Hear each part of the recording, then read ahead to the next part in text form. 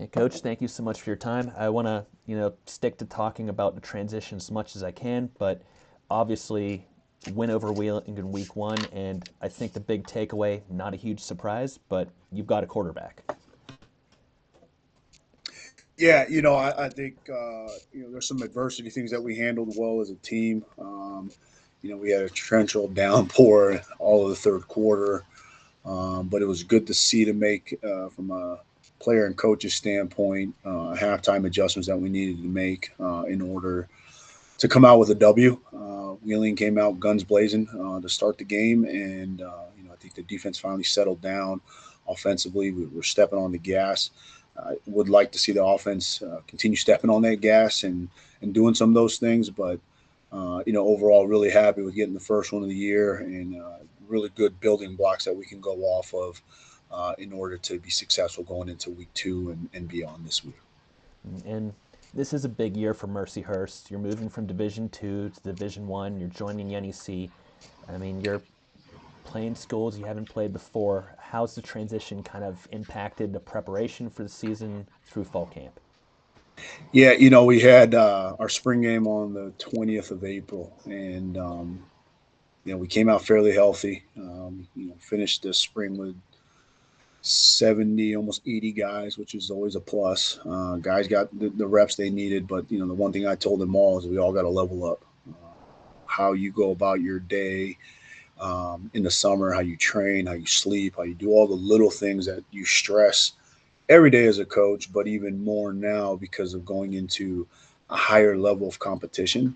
I think being in the PSAC for as many years as we've been in, playing some high level games there, and then also some playoff games early in the 2000s.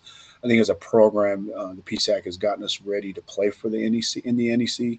I think some of the bigger things going into it is we do get into some recruiting matches with some of the NEC schools, especially the local ones down in Pittsburgh, and then also, with St. Francis being from Pennsylvania.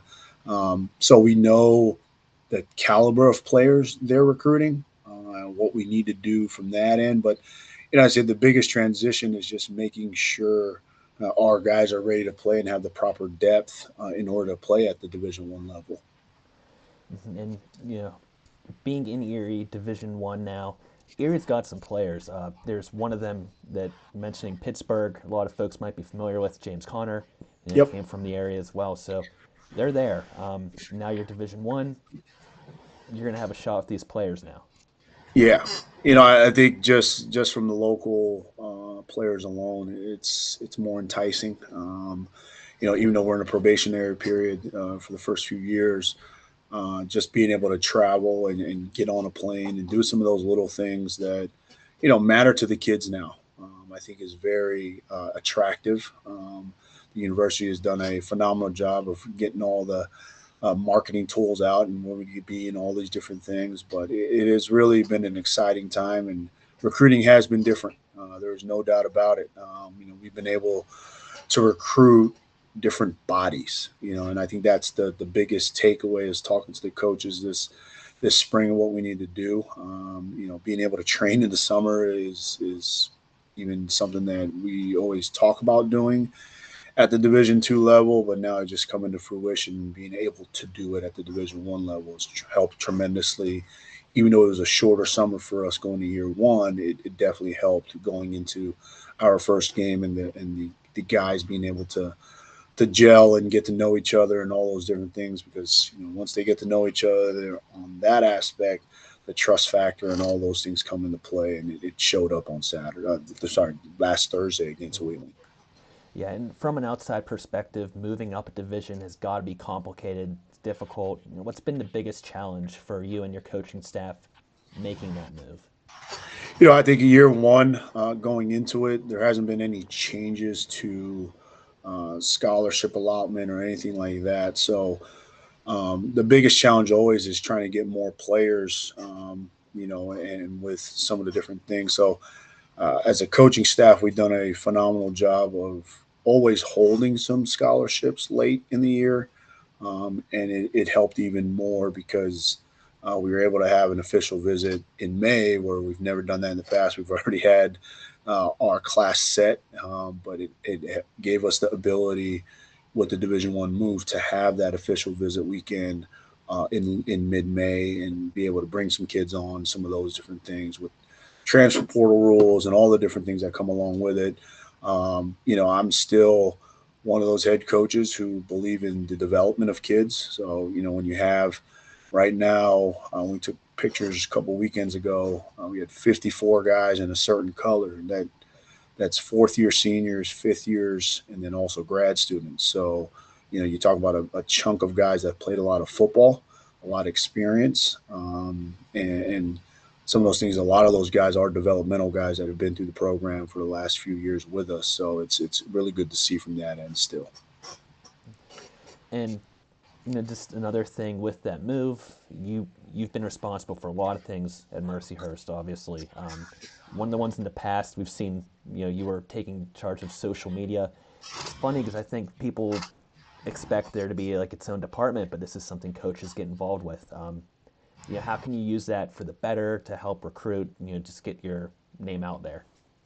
I think social media is a big piece of recruiting. It's another way to communicate with prospective student athletes. I think from that end, where you can show your branding and who you are and what you are as a program. Kudos to our sports information director and our creative minds that we have here, been able to put up some videos and things like that up in the last couple weeks. But yeah, social media. When I took over as a recruiting coordinator back in 2015, um, it I knew it was a huge part of it. Trying to get the coaches on board, and just by liking or retweeting something that the program has put up, I think it gets out to more people. I think there's some strategic things that you need to do there in order to get the right audience, especially as we start recruiting more nationally. In the last few years, the JUCO scenes out in California, JUCO scenes around the country, but you just think about what time you need to post something so that when the people on the West Coast wake up and they check their social media, like that's one of the first few things that pop up. And the more and more that you can get on it, I think there is a plus to it. I think finding information about a recruit becomes a big thing with social media now. There's sometimes where if we can't get the information directly from their head coach, like you check out their social media and you find a lot of information out about a student athlete, what they are, what they like, what they do. And that's all part of the grading scale that myself and our coaching staff goes through, the background checks, all that stuff that we're looking for in a student athlete, what the kids post and who they are. I think you find out quickly, away from their coaches, away from their team, who they truly are, and if they mold and fit within your program and what you're looking for. I think there's a huge piece of that come along with it. But social media is such a huge part now. Luckily, we've had a student assistant who has kind of been in charge of that. Our sports information director has done a good job of posting things that maybe I forget or I'll remember, and I'll let them know, hey, we should probably do this, this, and that. So I still have a little bit of a couple toes in, not as much as a whole foot now, but it is a difference maker. There is no doubt about it.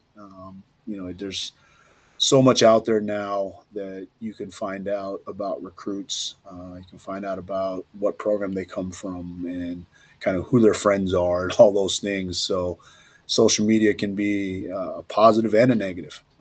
But from the football aspect, it's very positive, from a branding standpoint, making sure you get all the information out because, you garner followers on all ends. And then knowing which social media to use to connect with future recruits, parents, all those different things is another important piece to it. And just mention exposure. I want to make sure I mention to anyone watching, you've got the Howard Bison. Your first NEC game is RMU after that, and then you've got the big challenge game, Montana State. These are all on ESPN Plus, so it's going to be a lot of eyeballs on you. It's going to be easy to watch Mercyhurst football for the next few weeks. So, Your team set offensive records last season in the passing game. Obviously, you were able to keep some of that momentum against Wheeling, 414 yards of offense, 3 touchdown passes through the air. What do you think you need to do to maintain or kind of build on that success from last season, keep it moving forward for the rest of the games this year? Yeah, so we lost our offensive coordinator from the past 2 years. Coach Acciani was you know landed a bigger job with Tennessee Tech as the quarterbacks coach there. So it was one of those points in the year where what how can we continue doing what we're doing offensively and just getting the right person in place. Luckily, I was able to find that person in Tom Sadesky. Coach Sadesky's done a phenomenal job with our offense, and pairing his ideas and his beliefs with some of the things that we had in place already.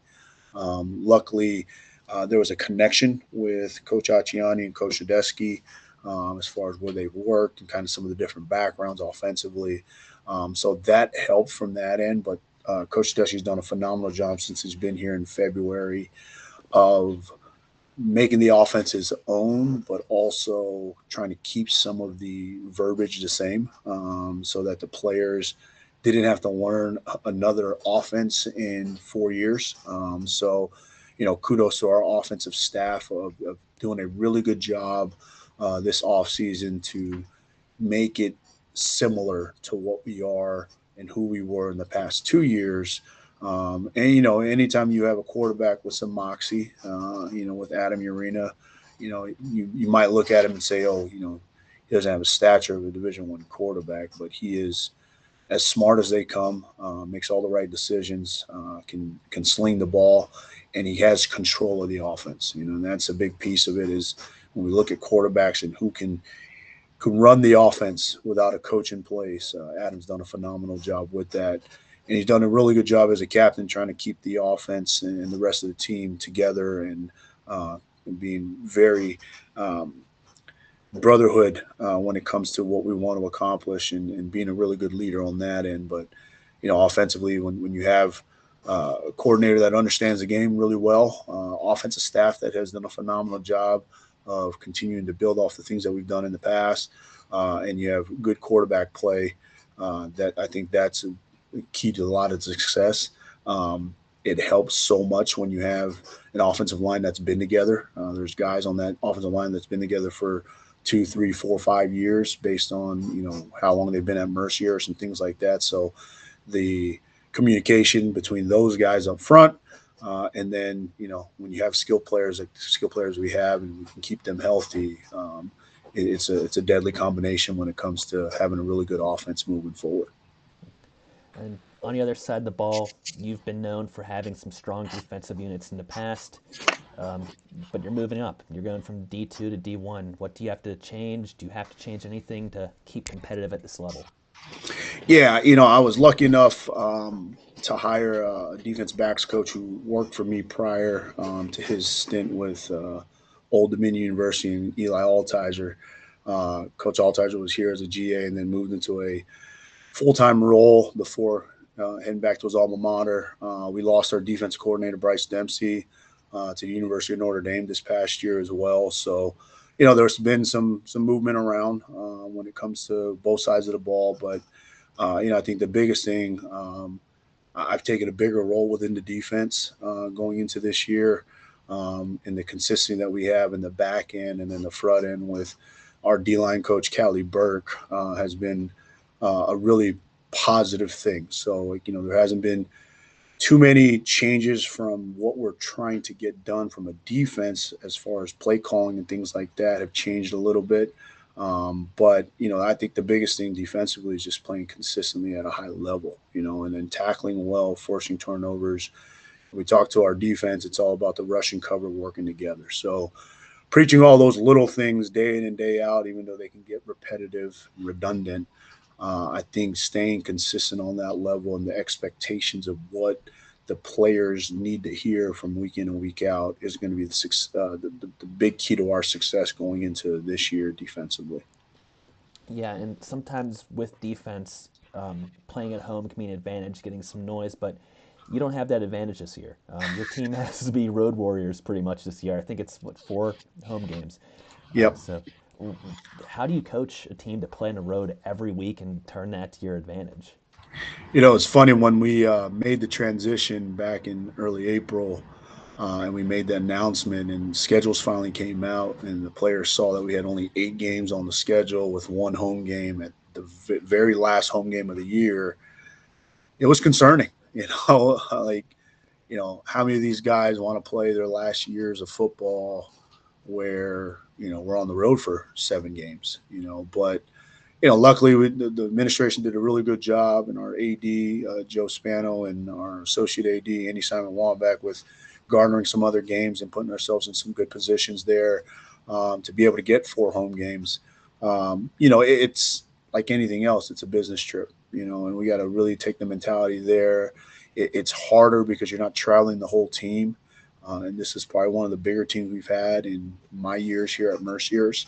Um, but it's what is expected. What do we want to accomplish when we get on the road? It's hard winning on the road. And kudos to our players doing a phenomenal job of traveling day of last Thursday.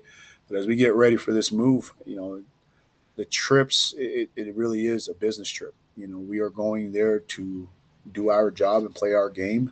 And hopefully we do all the things that we need to do, and don't shoot ourselves in the foot, and we come out with some W's. And everyone knows it's going to be a challenge going into this year.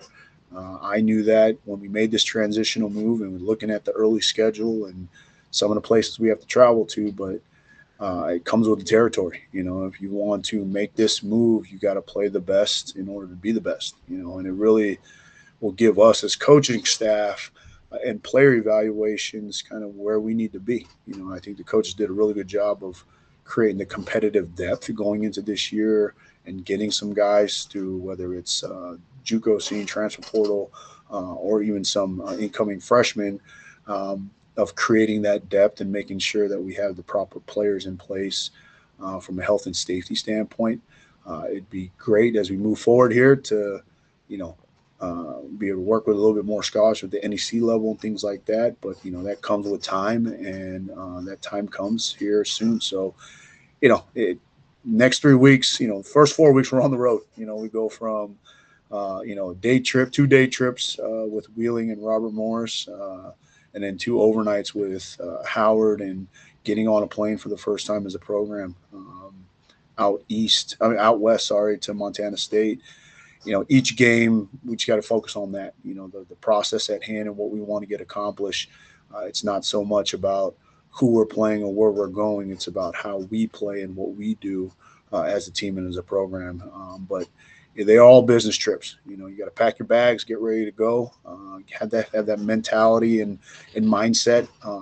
We've been on some longer road trips when we play our crossover games. When we were in the PSAC, we went to Ferris State last year, so we have some seasonal vets of understanding what it means to travel. So week in and week out, it becomes a little bit different with who we're playing. But we got to take the mentality of, we're going out there to play a football game. Let's get ready to go, and take that business mentality with it. And the transition, obviously travel, but it's a big step for Mercyhurst. Like, to me, it's a big step for Erie as a whole. How's the response been? Where do you see the program going with it? The response has been great. Not only for our university, our program, the Erie community as a whole, and even for our region. When some of our teams are able to go out to Chicago and play a game there. Our soccer teams were just on the West Coast playing San Diego State and UC Irvine, and putting up some really good fights. Our women's soccer team has been kind of all over the country as well, and they're doing their thing on that end. It just from the exposure standpoint, the marketing aspect, all those things that you're looking for. When you look at the NEC alone, with Chicago State to the Connecticut teams, to the New York City teams, to the PA teams, that exposure alone will put us in a different boat, and puts Erie on the map, because a lot of people, I'm from the West Coast. I tell my family where I'm coaching and all those things. Friends will ask, where is Mercyhurst? And as we continue playing some of these games moving forward, they're going to know who Mercyhurst is, and where we're coming from and all these things. For the program and where we go from here, I truly believe there's only one way, and it's up. And how we accomplish those things is hard work, staying dedicated, trusting the process that we have put in place, and then continuing to recruit at a very high level. I think that's a big piece of it, where we've seen the residual effects of positives of being a Division I institution already with recruiting and guys being more interested in coming to Erie, Pennsylvania. A lot of people think of Erie and Lake Erie because of the snow and Buffalo and all these things that, Cleveland and all those things. But, as the guys got here in the summer, they realized like Erie's a beautiful place, in all 4 seasons. So, there's some different aspects from that. But, I think as a program, we got to continue building on the building blocks that we have put in place, what our culture is and who we are as a program, and, continue recruiting at a high level. I think we're going to be doing just fine here as we move forward in this process. And it's going to be a process. It's going to be a challenge. We're going to hit our bumps and our bruises, but it comes with the territory of making this decision as a university, as a program, to go Division I, and we got to be ready for it, and we got to make sure we stay on top of our guys' health and our well-being and all those different things. But really looking forward to this next few years and the next steps in this process as we make the full transition to Division I after the probationary period. As we wrap things up here, I mean, what do you want the fans in Erie to know about your team, know about coming out to a Mercyhurst game? You're going to come out and you're going to see a team that's disciplined. We have fun on the sideline, and the guys do a really good job of having each other's backs. But you're going to watch really good football on all 3 levels: our offense, our defense, and more importantly, our special teams plays a huge role in everything that we do. I think they're going to see the family atmosphere from the recruiting standpoint that we have with our players pre and post game, and then just the support. I can't thank our parents enough, who do a phenomenal job of taking care of our kids, our support from our administration, from our athletic administration to university administration. Everyone is behind everyone. Everyone has each other's backs, and you'll see even our president and vice presidents at games, and our administration at games, and all those different things. So it is a very much a family atmosphere, a family affair. If we're playing a game, everybody's behind us, just like if any other team was on the field. I can truly say Mercyhurst is one big family, and we do a phenomenal job of supporting each other with every endeavor we have, athletic and non-athletic. Okay, Coach, thank you very much for your time today. I appreciate it. Thank you so much.